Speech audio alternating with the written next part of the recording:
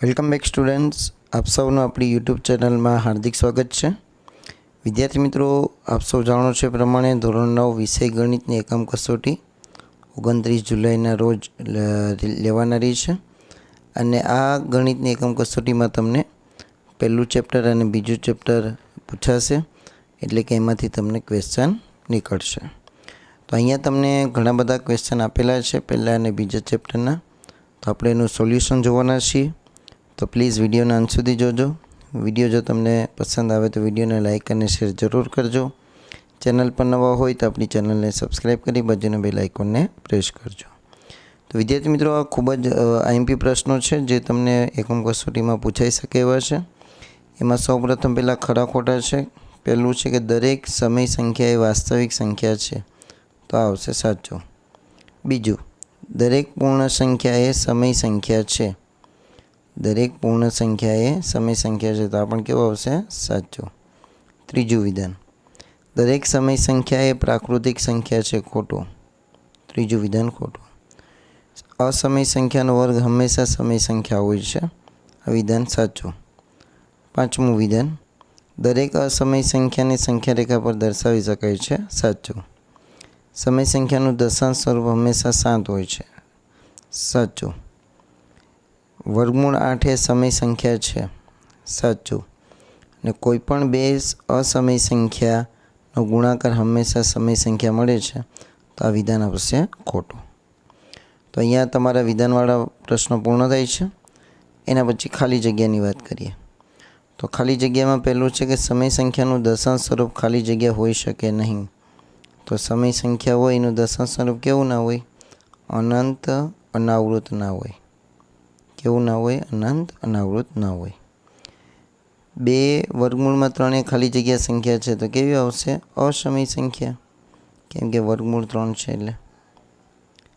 વર્ગમૂળ 10 ગુણ્યા વર્ગમૂળ 15, તો આવી રીતે જો તમને વર્ગમૂળની સંખ્યા આપેલી હોય અને વચ્ચે ગુણાકારનો સંબંધ હોય તો બંનેને અંદર ગુણાકાર કરી લેવાનો વર્ગમૂળમાં.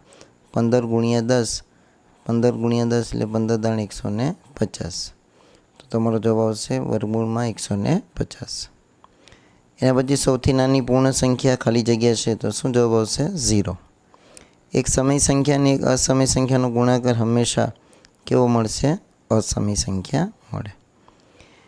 ચાલો, એના પછી વિકલ્પો તમને આપેલા છે. તો વર્ગમૂળ 3ની દશાંશ અભિવ્યક્તિ કેવી આવશે? તો કે અનંત અને અનાવૃત. બીજું, ખાલી જગ્યાએ વર્ગમૂળ 2 અને વર્ગમૂળ 3ની વચ્ચેની સંખ્યા છે, તો એમાં જવાબ આવશે એ. ચાલો, એના પછી ત્રીજો, બે સમય સંખ્યાઓ વચ્ચે ખાલી જગ્યા તો શું ન હોય? તેમાં જવાબ આવશે અનંત સમય સંખ્યા છે. ચોથો પ્રશ્ન, નીચેનામાંથી ખાલી જગ્યા સંખ્યા અસમય સંખ્યા છે, તો કે ડી વિકલ્પ તમારા જવાબમાં આવશે. ચાલો, બાકીના જે પ્રશ્નો છે એનું સોલ્યુશન તમે જાતે કરવાનો પ્રયત્ન કરજો. આગળ વધીએ આપણે.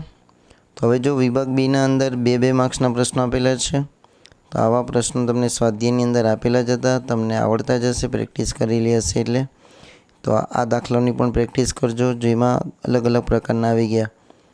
વચ્ચેની સમય સંખ્યાઓ, પછી વર્ગમૂળ 3 અથવા 2 અને એને સંખ્યા રેખા પર દર્શાવો.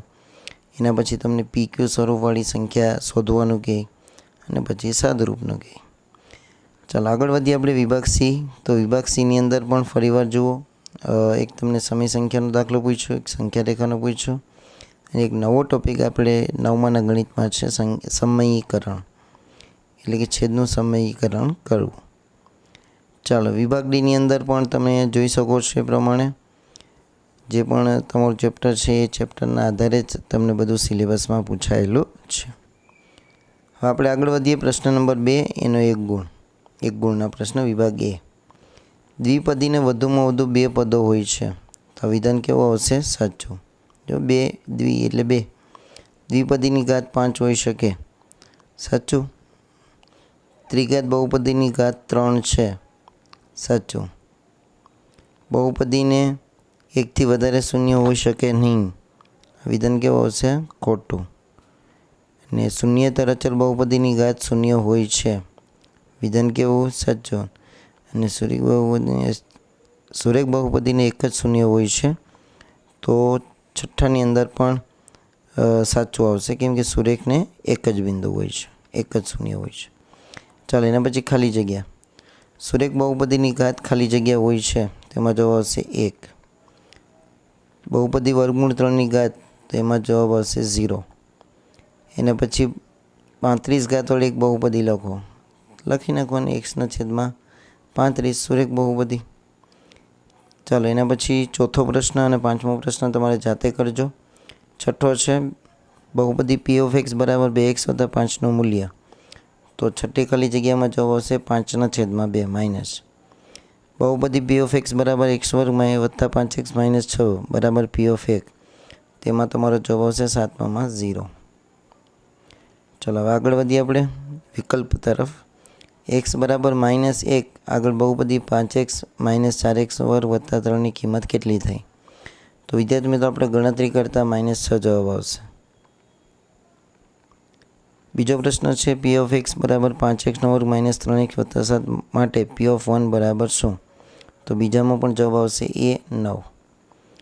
2/3 + 2/5 બરાબર વત્તા -7/3 બરાબર. તો ત્રીજાની અંદર તમારો જવાબ આવશે સી 210. ચાલો ચોથો તમારે જાતે પ્રયત્ન કરવાનો છે. પાંચમાનો અંદર તમારો જવાબ આવશે C s² - y². Sorry x² - 4y². Okay, તો બી જવાબ આવશે. ચાલો એના પછી આપણે આગળ વધીએ. પ્રશ્ન નંબર 6. એની અંદર શું જવાબ આવશે? તેમાં જવાબ આવશે બી -3. તો વિદ્યાર્થી મિત્રો અહીંયા તમારો વિભાગ એ કમ્પ્લીટ પૂર્ણ થઈ છે. વિભાગ બીના અંદર તમે જુઓ પ્રશ્ન જોઈ શકો છો. સહેલા પ્રશ્નો પૂછેલા છે અને તમને દરેકના 2 ગુણ બરાબર 2 પ્રશ્નો પૂછાશે વિભાગ બીમાંથી. તો આ જે પ્રશ્નો છે એને સારી રીતે તૈયારી કરી લ્યો. એના પછી પણ જો 10 પ્રશ્નો સુધી આપેલું છે. તો વિભાગ સીની અંદર તમે જુઓ ઘણા બધા પ્રશ્નો એવા છે કે જે તમે ઓલરેડી સ્વાધ્યાયની અંદર શીખી જ ગયેલા છો. તો અહીંયા આપણું ધોરણ 9 ગણિતનું એકમ કસોટીનું જુલાઈનું ક્વેશ્ચન બેંક પૂર્ણ થઈ છે. આશા રાખીશ તમને વિડીયો પસંદ આવ્યો હશે. જો વિડીયો પસંદ આવ્યો હોય તો આપણા વિડીયોને લાઇક કરો, વધુમાં વધુ તમારા મિત્રો સાથે શેર કરો. ચેનલ પર નવા હોય તો આપણી ચેનલને સબસ્ક્રાઈબ કરી બાજુના બેલ આઇકોનને પ્રેસ કરો.